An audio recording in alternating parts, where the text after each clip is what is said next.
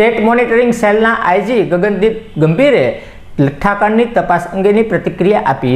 લઠ્ઠાકાંડના પગલે થયેલા મૃત્યુ અંગેની તપાસ સ્ટેટ મોનિટરિંગ સેલ ચલાવી રહી છે। આ તપાસ દરમિયાન 25 જેટલા આરોપીઓને પોલીસે ઝડપી લીધા હતા, જેના અનુસંધાને સ્ટેટ મોનિટરિંગ સેલના આઈજી ગગનદીપ ગંભીરે આરોપીની ઉલટ તપાસ શરૂ કરી હતી। તેની સાથોસાથ પોલીસ વિભાગના કર્મચારીઓના પણ નિવેદનો લેવામાં આવ્યા હતા। હવે એ જોવાનું રહ્યું કે પોલીસ વિભાગમાંથી કોના નામો તપાસમાં ખુલશે।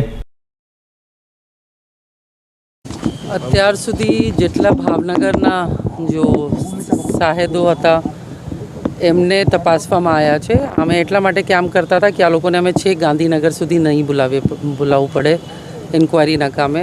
તો આ લોકોનું સ્ટેટમેન્ટ પૂરું થયું છે, તો આ પછી જો પણ અમારું આગળનું કાર્યવાહી થશે અમે ઇન્ક્વાયરી માટે કરવાના છીએ। Thank you.